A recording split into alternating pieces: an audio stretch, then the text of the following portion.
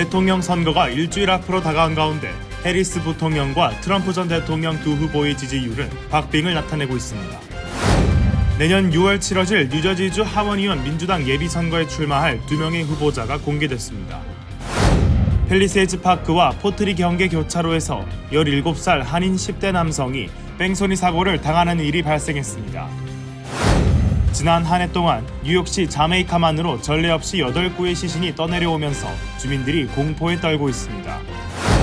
뉴욕시 퀸즈에서 13살 소녀가 서브웨이 서핑을 하다가 숨지는 사고가 발생했습니다. 커스코에서 판매되어 온 주요 농산물 제품들이 리스테리아균 오염 가능성을 이유로 대량 리콜 조치에 들어갔습니다. 뉴욕시경은 센트럴파크에서 발생한 여성 강간 미수 사건의 용의자를 확인했다고 밝혔습니다. 뉴욕주에서 학업 성적이 상위 10% 이내인 우수 고등학생에게 뉴욕 주립대 입학 기회가 자동 주어지는 다이렉트 어드미션 제도가 시행됩니다. 전국 사립대학 등을 상대로 한인을 포함한 대학생들이 집단 소송을 제기했습니다. 이번 주말 뉴욕시 거리에 수만 명의 마라톤 참가자들이 모일 예정입니다.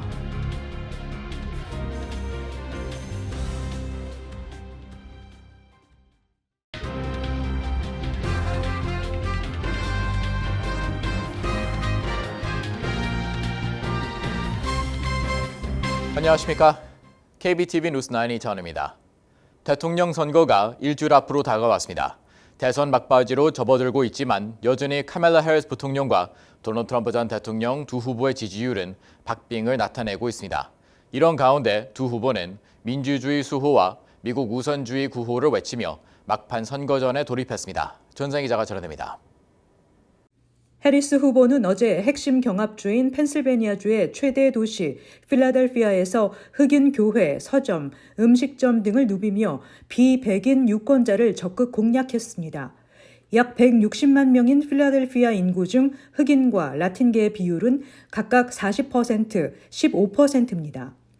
트럼프 후보는 뉴욕 맨하탄의 메디슨 스퀘어 가든에서 인플레이션을 멈추고 범죄자들이 미국에 들어오는 것을 막고 다시 아메리칸 드림이 가능하도록 할 것이라고 강조했습니다.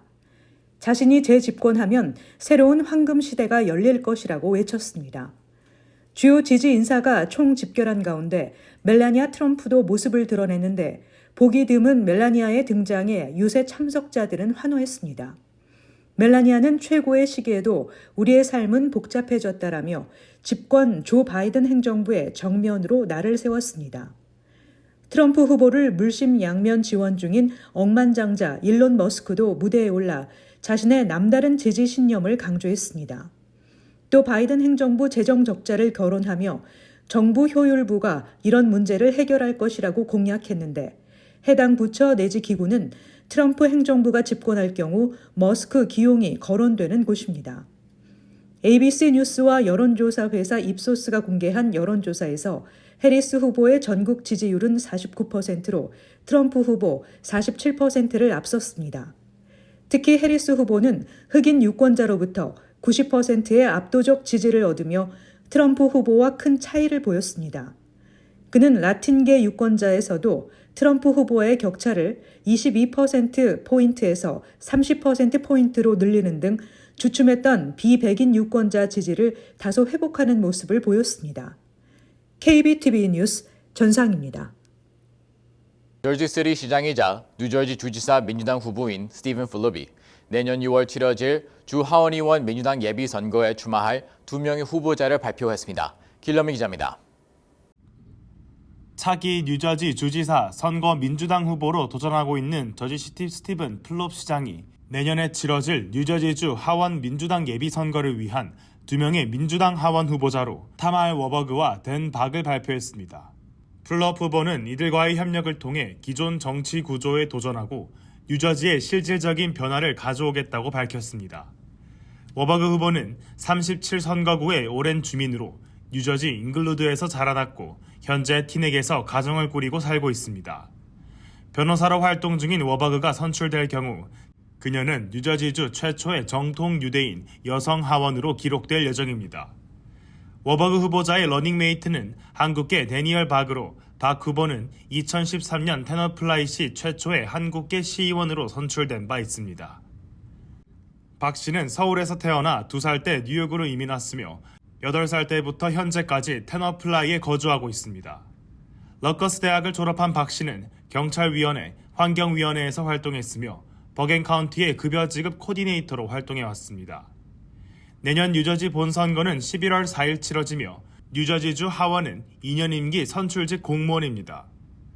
플럽 차기 주지사 캠페인은 이미 주 저녁에 12명의 민주당 하원 후보를 영입한 상태입니다. KBTV 뉴스 길련민입니다. 지난 14일 오전 6시 40분경 팰리세이드 파크와 폴리 경계에 있는 브링클허프 애버뉴 14번가 교차로에서 17세 한인 남성이 뺑소니 사고를 당하는 일이 발생했습니다. 피해자 이모 군은 수술을 받고 회복 중이며 경찰은 사건을 조사 중이라고 밝혔습니다. 피해자 이모 군이 횡단보도를 건너가던 중 차량이 다가와 피해자를 그대로 쳤고 이모 군은 차량의 윈ds힐드에 머리와 몸통을 부딪히고 쓰러졌습니다. 사고 직후 용의자는 현장을 떠나 도주했고 피해자는 병원으로 이송됐습니다. 병원 검사 결과 사고 충돌로 뇌출혈과 이마 부분 골절이 발견돼 바로 수술을 들어갔습니다.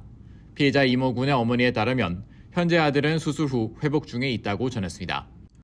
예, 지금 현재는 수술이 잘 끝났고 수술은 깔끔하게 잘 됐고요. 회복 중에 있지만 어찌됐건 간에 지금은 현재 이제 나중에 이 교통사고라는 게 모르잖아요. 시간이 흘러가지고 또 어디가 아프게 될지 지금 너무너무 지금 아쉽고 지금 한참 예민한 사춘기에 수술 자국이 거의 이마 뚜껑이까지 상처가 너무너무 길어요. 그러니까 이마 위쪽을 절반을 뭐 프랑켄슈타인처럼 이렇게 따서 막 스티치도 있고 지금 현재는 이제 상황이 수술이 아물어지니까 상처까지 부풀어 올랐어요. 이모 군의 어머니는 사고 직후 아들에게 사건 경위와 용의자에 대해 물어봤지만 찰나의 순간에 발생한 사고라 기억해내는 건 어려웠다고 전하며 현장을 도주한 용의자에 대한 분노를 전했습니다. 외국 사람이었어. 외국 남자였어. 엄마. 생각은 안 나. 차 종류가 무슨 색깔이야? 못 봐요. 그 상황에서. 하지만 그 상황에서 그 사람이 내려서 미안하다라는 한마디 그러니까 다독여주고 이거를 뭐 사람이 어떻게 사람을 그렇게 윈시드에 칠 정도로 치고 가면서 사람을 그대로 내버려 두고 갔다는 거에 이제 아이는 그 순간에 위로받을 시간이 지나버린 거죠. 그러니까 더 트라우마가 있는 거죠. 애가 지금 너무 충격이 많이 심하고요. 지금 현재 그냥 자기가 왜 벌을 받아야 되는지도 모르겠고 분명히 눈을 마주치고 외국 사람인 걸 자기가 확인을 하고 잠깐의 그 블랙아웃 되는 상황에 자동차 그 엔진 소리가 나서 바로 밟고 가더래요. 밟고 가는데 그때 자기 다리가 길게 뻗어 있어갖고 자기 살려고 오므렸대요. 거기서 진짜 억장이 무너지더라고요. 하지만 아이 입에서 나온 얘기가 외국 사람이면 지금 치가 떨린다고. 여기서 태어나고 자란 아이인데도 불구하고 지금 그런 소리를 하는 거에 대해서 저는 너무 안타깝게 지금 생각하고 있고요. 한참 사춘기인 아이잖아요. 화가 나 있어요. 그러니까 엄청 실리하고 재밌는 아이였는데 지금 모든 게 분노와 불안으로 지금 가고 있어요. 그게 저는 너무너무 지금 화가 나요. 이모 군의 어머니는 자세한 사고 경위와 용의자에 대한 정보를 얻고자 팰리세이드 파크 경찰에 찾아갔지만 아무런 정보도 얻을 수 없었다며 답답함을 호소했습니다. 경찰서에 가서 물어봐야 되겠다 싶어서 필박 경찰서를 찾아갔어요. 근데 지금 현재 리포터가 안 나왔대요. 지금 수사 중이고 리포터를 줄 수가 없고 그래서 어떠한 진행 상황도 지금 현재는 모르겠고 궁금한 게 있으면 자기한테 이메일을 해라라는 명함만 받았을 뿐이지 그 외에 전화 온 것도 없었고요. 지금 전혀 오리무중이에요. 뭐 어떻게 이렇게 절차가 되고 있다라는 소리는 저는 들어본 바가 없습니다. 전화가 온 것도 없고. 그러니까 얼마나 상황이 갑작스러웠고 제가 당황스러웠으면 교통사고니까 변호사를 선임해야 된다는 생각조차 못했어요. 그러니까 애밖에 생각이 없으니까 그러니까 현명하게 대처가 안 되더라고요. 이 상황에서. 뭐 경찰에서 뭐 어떠한 인포메이션을 주지를 않으니 뭐를 소송을 걸고 뭐를 하고 이럴 수가 없어요. 뭐 알아야 뭐를 하죠. 그래서 이제 보험회사 클레임하고 뭐 병원이랑 이야기하고 이제 수순이 이제 밝혀지는 거죠. 아직 회복 중에 있는 이모 군에 대해 얼굴에 평생 남을 흉터뿐만 아니라 민감한 10대 때 생긴 마음의 상처에 대해 안타까움을 드러냈습니다. 지금 이게 학교가 중요한 게 아니고 보내봤자 지금 머리에 이렇게 상처가 이렇게 있는데 얼마나 그 친구들이 보고 뭐 물론 위로는 받겠지만 그 아이는 얼마나 저기 하겠습니까? 1년이 되든 2년이 되든 기다려줄 생각이고요. 그러니까 아주 예민한 시기 때 이런 일이 터진 거에 대해서 저는 너무너무 안타까울 뿐이고요. 이모군의 어머니는 사고가 발생한 위치가 평소 많은 학생들이 등하교하는 길이기에 더욱 이런 일이 발생해서는 안 된다며 이 같은 사고의 재발을 막기 위한 조치를 강력하게 촉구했습니다. 진짜 걸어가는 애들이 많은 길이에요. 그 길이. 왜냐하면은 또 수업도 일찍 시작하잖아요.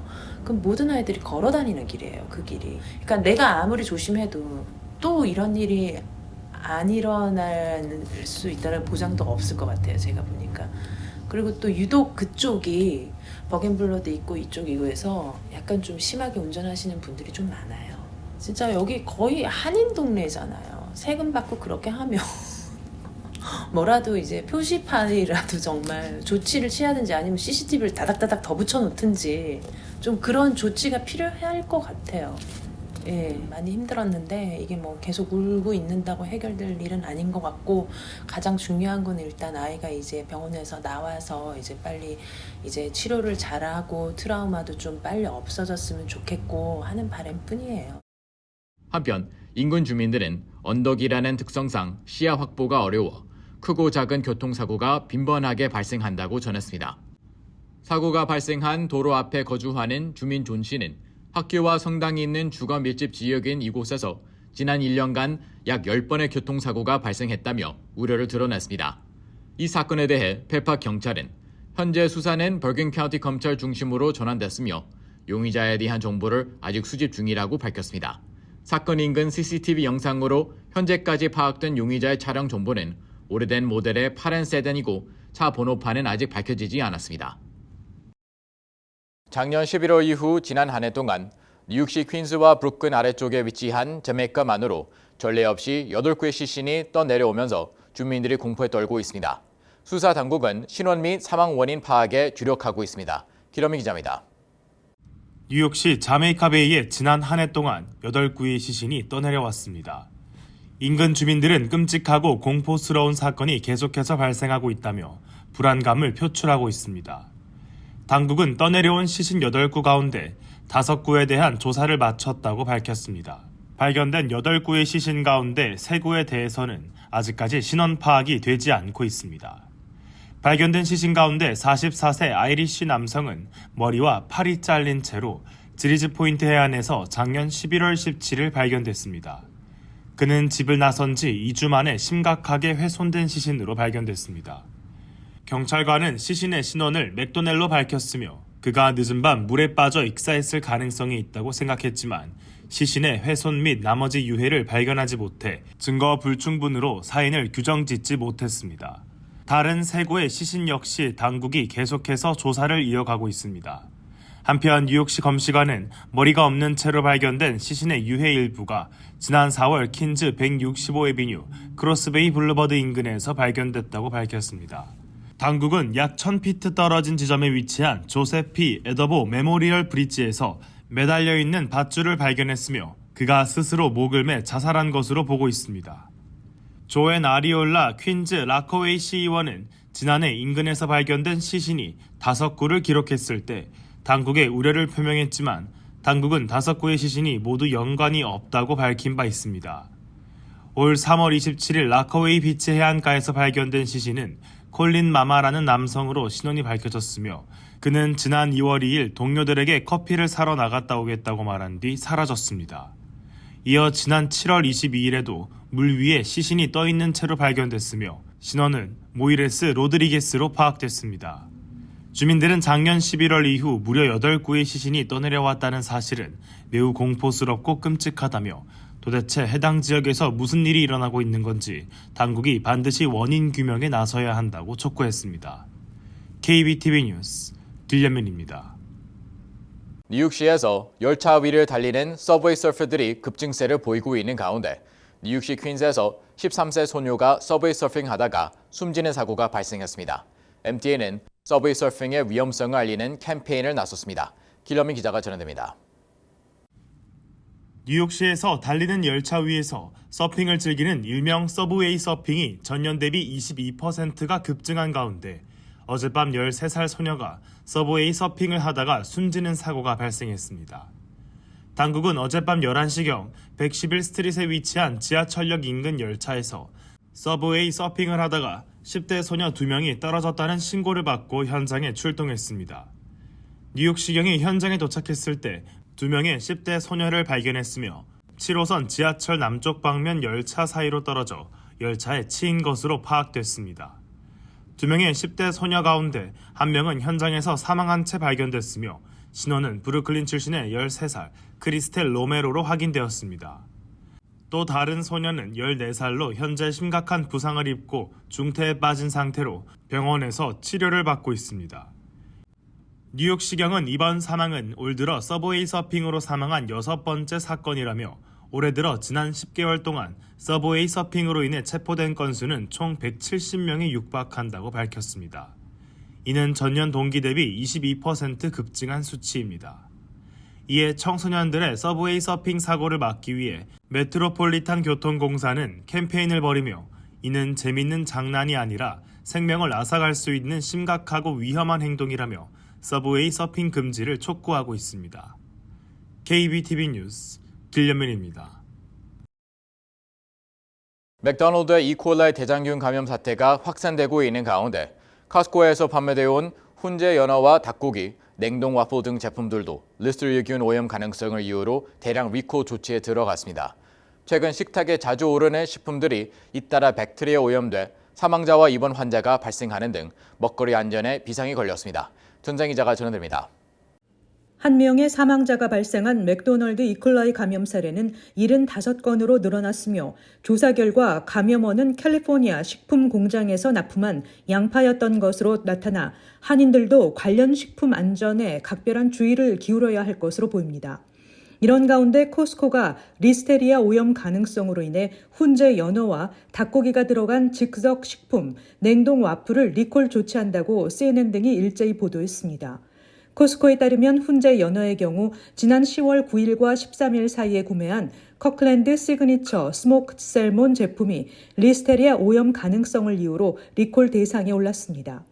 또 코스코 닭고기는 9월에서 10월 사이 판매한 라나 치킨 트러플 까르보나라와 딸리아텔레 그릴드 화이트 치킨 앤 포타벨로 머쉬룸 소스가 리콜됩니다.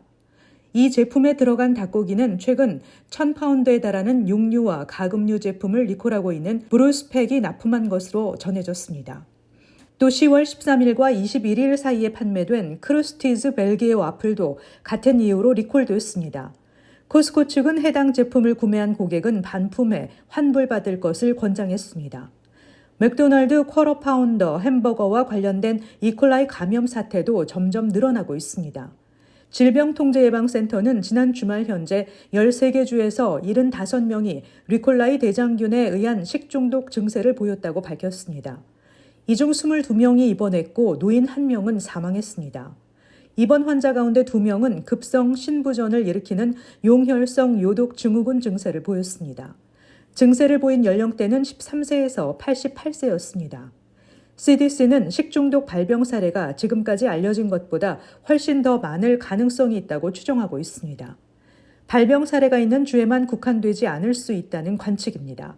보건당국은 쿼터 파운더에 사용된 양파를 오염 물질로 추정했는데 식품의약품청은 발병 원인과 관련해 양파뿐만 아니라 소고기 패티 등 모든 가능성을 열어놓고 조사 중입니다.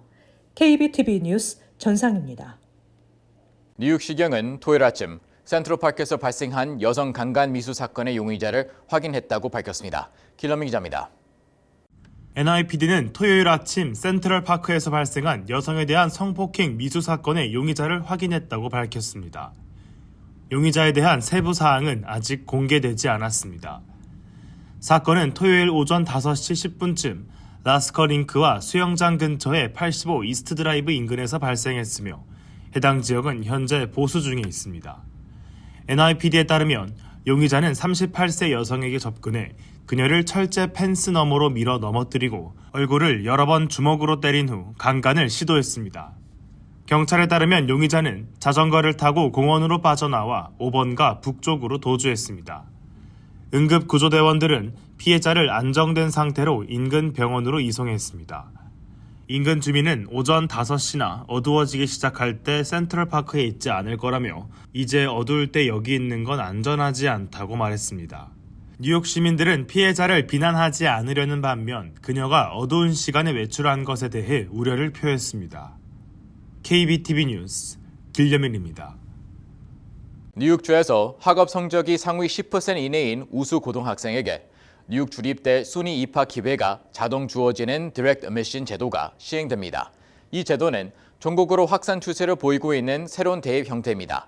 학생들은 번거로운 입시 절차를 거치지 않아도 되고 대학 당국은 우수한 학생 유치에 도움이 될 것이라고 전했습니다. 전장 기자입니다.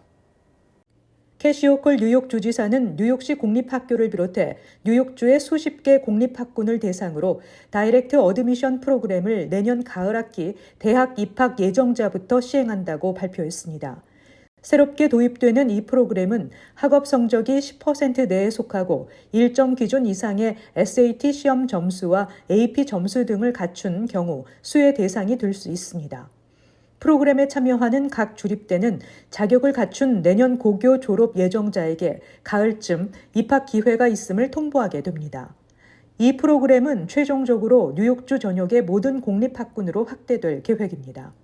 이 프로그램에 참여하는 주립대는 스토니브룩, 올바니, 버팔로, 환경과학 및 임업대학, 제네시오, 뉴팔츠, 원온타, 폴리테크닉 인스티튜트, 퍼체이스 칼리지 등입니다. 일반적으로 대입 전형은 학생이 입학 지원서를 제출하고 대학이 이를 심사해 합격 여부를 통보하는 방식인데 다이렉트 어드미션 제도는 학교가 먼저 우수 학생에게 입학을 제안하는 방식입니다. 학교 입장에서는 지원서와 에세이, 추천서 제출 등 번거로운 입시 절차를 거치지 않아도 되고 대학 당국은 우수한 학생 유치에 도움이 될 수 있다는 측면에서 미 전국적으로 확산되고 있는 새로운 대입 형태입니다. 다이렉트 어드미션 프로그램은 뉴욕 주립대와 뉴욕 시립대를 비롯해 주내 50개 이상 사립대학의 입학 지원 수수료를 면제한다는 발표에 이어 나온 것입니다. 뉴욕 주립대는 다음 달 3일까지 학생 1명당 최대 5개 대학에 대한 입학 지원서 수수료를 면제합니다. 뉴욕 시립대의 경우 뉴욕시 공립학교에 다니는 학생에게는 다음 달 15일까지 입학 수수료를 면제하고 이외 뉴욕주 거주자에게는 11월 4일부터 15일까지 수수료를 면제합니다. KBTV 뉴스 전상입니다. 전국 사립대학 등을 상대로 한인을 포함한 대학생들이 집단 소송을 제기했습니다. 소송 내용은 각 대학이 학생에 대한 재정 지원을 검토하는 과정에서 이혼, 별거 등으로 인한 비양육 부모의 자산까지 포함시켜 학비를 과도하게 책정하고 이를 공모했다는 것입니다. 전장 기자입니다. 연방법원 일리노이주 북부지법에 따르면 코넬대 에일린 장, 버스턴대 맥스웰 한센 등은 SAT 주관 기관인 칼리지 보드와 40개 사립대학이 반독점법 등을 위반했다며 소송을 제기했습니다. 피고 측에는 하버드대, 카네기 멜론대, 존스 홉킨스대, 펜실베니아대, 예일대 등 아이빌리그 대학이 다수 포함됐고 USC, 캘텍, 스탠퍼드대도 피소됐습니다. 원고 측은 소장에서 칼리지 보드는 지난 2006년부터 재정 지원 신청자에게 비양육 부모의 소득과 자산 등이 담긴 CSS 프로파일을 제출하도록 요구하고 있다며 그 결과 평균적으로 $6,200의 학비를 더 내야 했다고 주장했습니다. 즉 이혼 또는 별거 등으로 인해 실질적인 양육에 관여하지 않은 부모의 소득까지 포함해 중산층 이상으로 분류돼 신청자에 대한 재정 지원 금액이 감소했다는 것입니다. CSS 프로파일은 연방정부가 관리하는 파사와 달리 칼리지 보드에서 직접 관할하는 서류입니다. 이혼율이 갈수록 높아지고 편부모 가정이 늘어나는 상황에서 이번 소송의 결과는 앞으로 대학 진학생에 대한 재정 지원 절차에 상당한 영향을 미칠 것으로 보입니다. 만약 집단 소송이 승인된다면 현행 기준의 변경은 불가피해집니다. CSS 프로파일 제출 요구는 각 대학의 재정난과도 연결됩니다. 현재 미국 내 260여 개 대학에서 이 CSS 프로파일을 추가로 요구하고 있습니다. 이 서류에는 부모의 지난 3년간 수입과 손실, 자산, 401k, 홈 에퀴티, 채무 관련 사항 등 모든 내용이 포함돼야 합니다. KBTV 뉴스 전상입니다. 이번 주말 뉴욕시 거리에 수만 명의 마라톤 참가자들이 모일 예정입니다. 약 5만 명이 스태튼 아일랜드에서 출발하여 뉴욕시의 5개 자치구 전체를 가로지르는 마라톤 코스를 달리며 코스의 3마일부터 26마일까지는 관람객에게 개방될 예정입니다. 김현미 기자가 전해드립니다.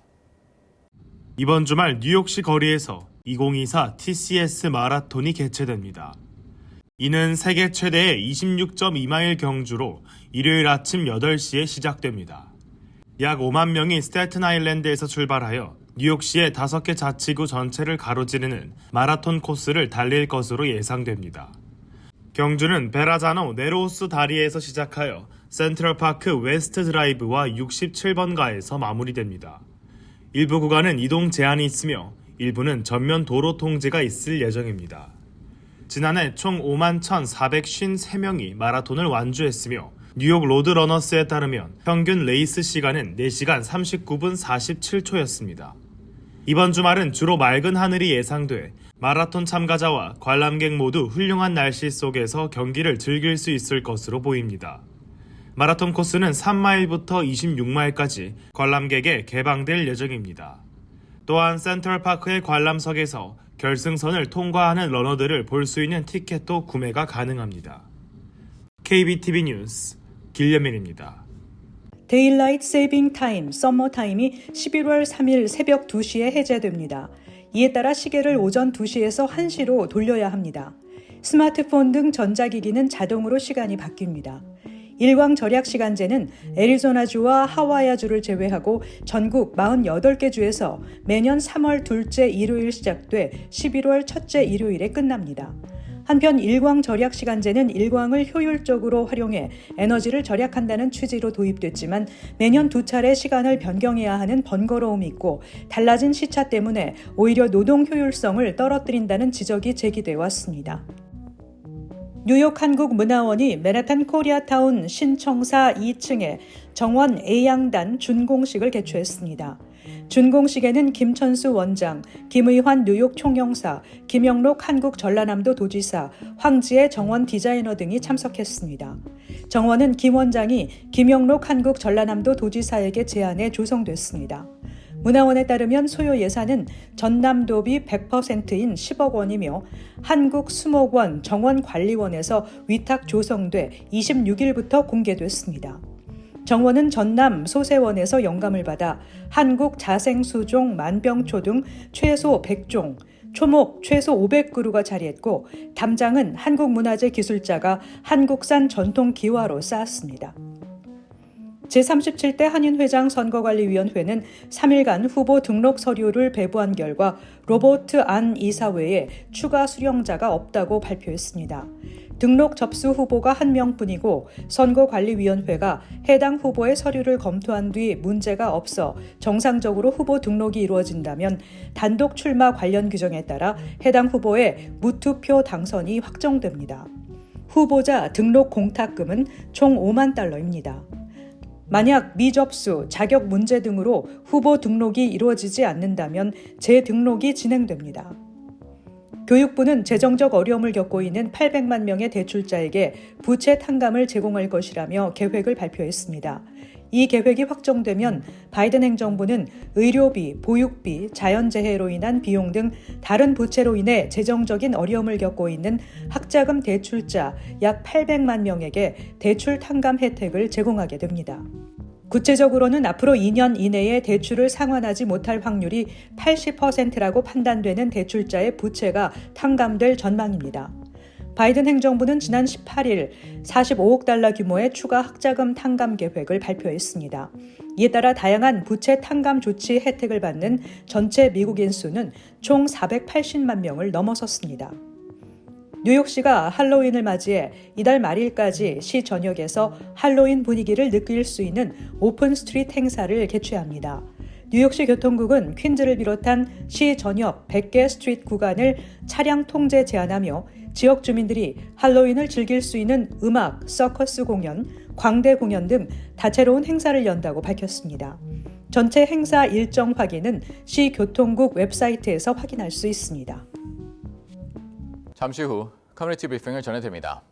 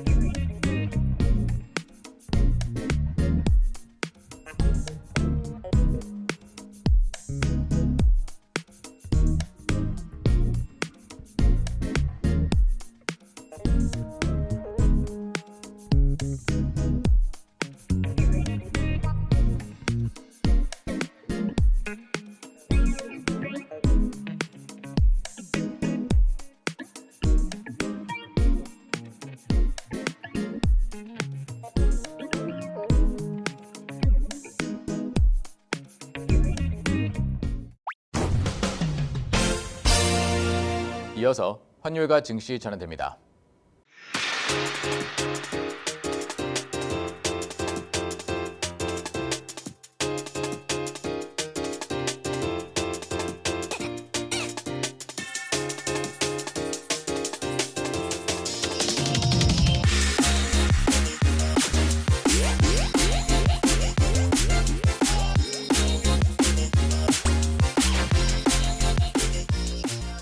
잠시 후 뉴욕과 뉴저지 날씨 전해드립니다.